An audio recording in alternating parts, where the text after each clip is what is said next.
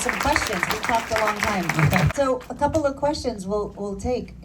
Wilmer, you want to call on people? Sure. You with the stripes over there. Over here? Yes. Hi, nice to meet you. My name is Donia. Hi, Doña. Hi.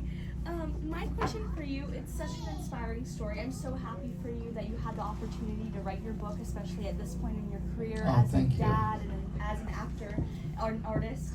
I'm also a writer, and my favorite part of writing is like finding the perfect place to sit and like get my area set up and go straight. So, do you have like a key moment that you remember when you were writing this book and like where you were, your setting, and just something that really like you realized like this is what I want to share with people? Yeah, it's a great question. I asked him the same thing, like your process. Yeah, no, thank you for that. Somebody had given me a word of advice. It says like, if you're in a road trip and you had 2 hours with somebody in the car and somebody said, give me your life story, start from the top and bring me to present day. That was my first exercise, right? Like, starting from here and I'm gonna end where I'm at right now.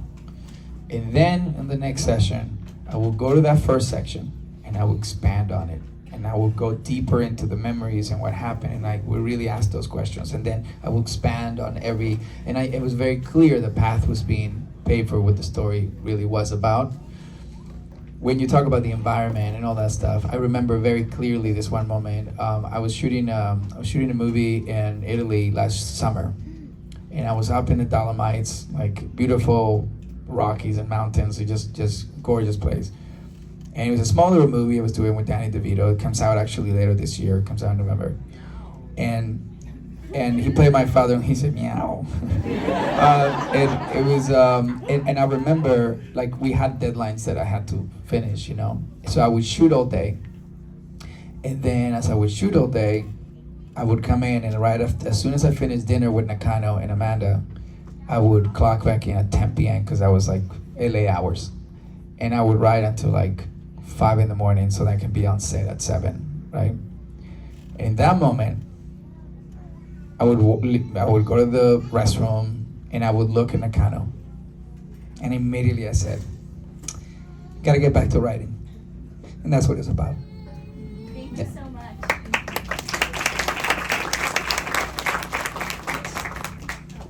Hi, nice to meet you both. So we're in election year, and Are we? Is this an election year? Really? Oh God, I forgot. It always seems that we are part of the conversation when it's called immigration, and we're like, the Latinos and when they came to Haiti. However, they always want our support because, for example, the last election was given to Biden because Arizona, the Latinos, and in Texas with George W. Bush today, and like North Carolina, they're saying that maybe Biden can win it because the Latinos are winning it. So I know this is a tall order for both of you because obviously you have lives and your activism has been great. But how can we as Latinos stop being an afterthought and more like the main course? And our needs, I feel like, are being neglected because they never come to us to ask us like what we need, what's important for us. They just assume it's immigration when so many of us are struggling with everyday inflation and economics. So thank you. Well, I'll repeat the question, please. but you answer it because she's saying, why do candidates show up with a taco truck every 4 years and say your vote matters, but don't invest in our communities and say our lives matter? And so, what do you have to say about that?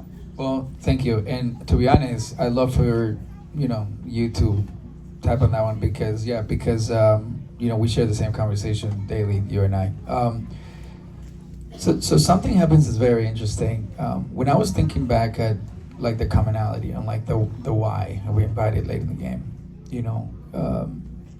it's a tough answer, It's a tough answer to give you because sometimes it's a wonder of the world for us how when it's time to elect somebody all of a sudden, and I had this conversation with a couple of marketers, I was having a conversation with, at iHeartMedia, and I do a bunch of stuff, and then, they bring in these advertisers, and they're like, we want the Latino audience, right? And my first answer was that, well, you have these initiatives that basically say that during Hispanic Heritage Month, you're gonna spend $10 million, you know, on the brown colors and the orange colors and like, you know, the maraca sounds in your campaigns, right? So you know, so basically what you've been telling us is that your support for this community is seasonal, right? So you know, Hispanic Heritage Month, Taco Tuesdays, everybody, every corporation, Taco Tuesdays at the office, Hispanic Heritage Month, right? And they'll bring a Latin speaker to the company, right? And they're like, tell us about Hispanic heritage. A third of the audience you're speaking to is actually Latino. So you're like, what are we doing here, you know? The big aspect of it, that what we really should really be doing is saying, if you're gonna only spend $40 million on Hispanic Heritage Month, why are you not using that same money on an all year round basis and continue to cultivate the trust that you need for us to actually tell you what we need? There's a lot of, you know, there's a lot to be said about that, but I think that the easiest thing to tell you is that there are leaders that want to make us a priority. There is a major suppression of priority over there, and everyone's very afraid, you know, to say the wrong thing when they're trying to get elected. What we can do as a community is to continue to create the signal that they cannot deny, right? So when you think about like what's possible, is that we have to continue to create this network. We have to show up for each other. And at the time when this really matters the most, we have to reward the people that show up, and then we have to make sure that we have some kind of idea. It's, you know, it's a journey, you know, but I will say that when you think about the last couple of decades of Latino activism and most importantly our presence, I mean, we're making some leap forwards, you know. You have someone like Eva, who the president is saying like, how do we do it? You know, so there is definitely leaps forward on that. Well, I would agree with you. It's up to our community to continue to be heard. I don't think we can expect any candidate to answer all of our prayers or address all of our issues. But you know, the number one issue for the Latino community is the economy. It's not immigration. And the number one issue for Americans is the economy, right? So you know, Latino issues are American issues. But every 4 years we do say this is the most important election of our time. This one really is the most important election of our lifetime, because it's always going to be. It will always be. Democracy is very fragile, and it only works when we all participate in it. And it's only going to work for Latinos if we participate in it. Still, 50% of eligible Latinos don't vote. So that is something you can do. Make sure your tia, your tío, your mom, your dad, abuela, make sure everybody's registered to vote. Make sure they have a voting plan. There's so much voter suppression. Your polling place has probably changed. You might be off the roster because they've purged a lot of rosters. You might need 3 forms of identification.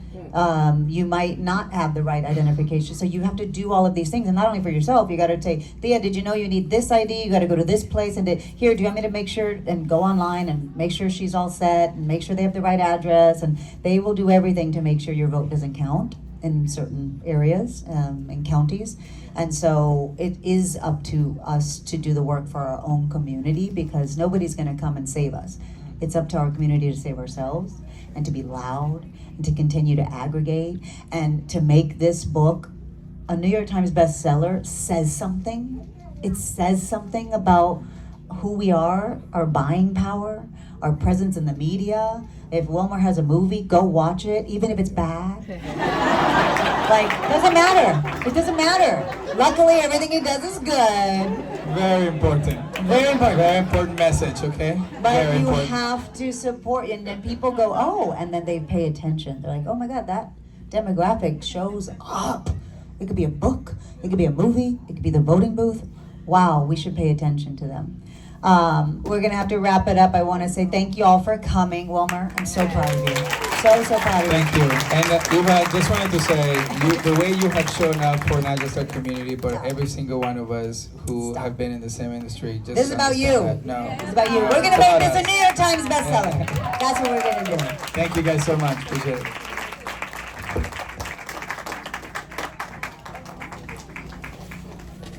All right, everybody, thank you so much for hanging out with us today. Before Wilmer starts signing, I just want everybody to hold their books up really high for me, preferably with his face in the front.